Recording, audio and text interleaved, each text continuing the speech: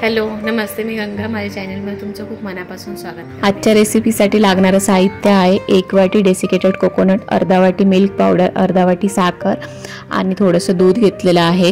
त्याच्यातलं आपल्याला 2-3 चमचे लागणार आहे, जास्त नाही लागणार. आणि थोडेसे ड्रायफ्रूट्सचे तुकडे आणि थोडासा खजूर घेतलेला आहे.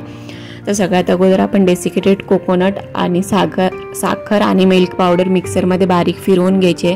इथे तुम्ही पिठी साखर वापरली तरी चालेल, कारण अशी जाडी साखर वापरली तर कधी कधी त्याचे तुकडे राहू शकतात, एकदम बारीक नाही होत. किंवा अगोदर साखर मिक्सरमध्ये फिरवून घ्या आणि त्याच्यानंतर पिठी साखर मिल्क पावडर आणि डेसिकेटेड कोकोनट तुम्ही घालू शकता. तर इथे मी थोडीशी वेलची पण घातलेली आहे आणि हे व्यवस्थित मी फिरवून घेतलेलं आहे छान असं मिक्सरमध्ये आणि ते एका बाउलमध्ये काढून ठेवलं आहे. आता ह्याच्यामध्ये मी वेलची आणि केसरचा अर्क घातलेला आहे, जे माझ्याकडे रेडीमेड होता तो मी ह्याच्यामध्ये घातलेला आहे.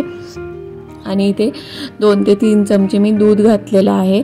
आणि आता आपण हे व्यवस्थित मिक्स करून घेऊया. वाटल्यास तुम्ही दूध अजून घालू शकता, पण चमच्यानेच घालून घ्या, म्हणजे मग जास्त पातळ नाही होत. ते थोडं थोडं दूध घालून आपल्याला हे मिक्स करून घ्यायचं आहे.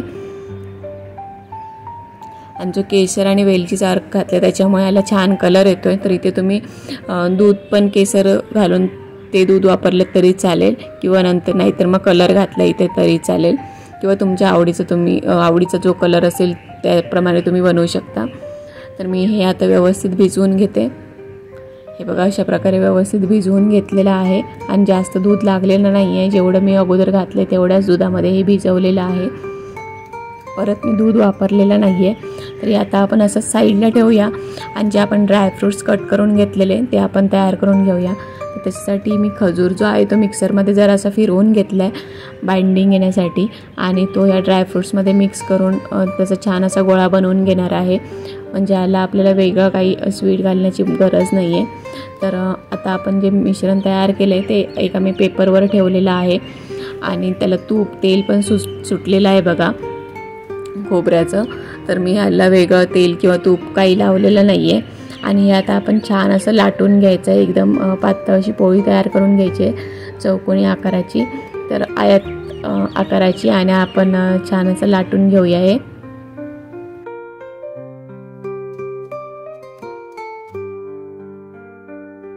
हे बघा, अशा प्रकारे मी लाटून घेतलं आहे, व्यवस्थित त्याला हाताने शेप दिलेला आहे. आणि आपण जे ड्रायफ्रूट्स आणि खजूर मिक्स करून ठेवलेले आहे ते त्याचा असा रोल बनवून घ्यायचा आहे आणि तो ह्याच्यामध्ये आपण व्यवस्थित असा ठेवायचा आहे मधोमध.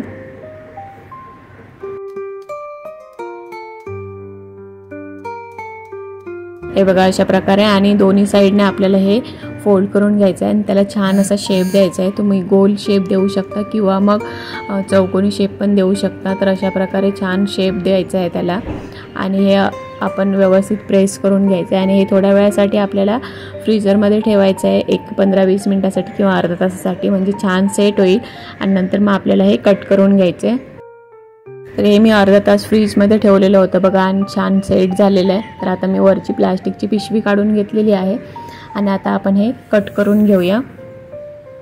कट करण्यापूर्वी मी त्याच्यावर पिस्त्याचे तुकडे लावते, किंवा तुम्ही सिल्वर वर्कचा पेपर जो असतो तो पण लावू शकता. तर तो माझ्याकडे नाही आहे, त्याच्यामुळे मी पिस्ता कट केलेला आहे, छोटे छोटे त्याचे तुकडे केलेत आणि ते ह्याच्यावर लावून थोडेसे प्रेस करून घेते.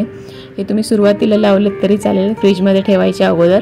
माझ्याकडे राहून गेलेलं, त्याच्यामुळे मी आता हे वरून लावून घेते आणि ते थोडेसे प्रेस करून घेणार आहे. आणि नंतर मग आपण त्याची कटिंग करून घेऊया.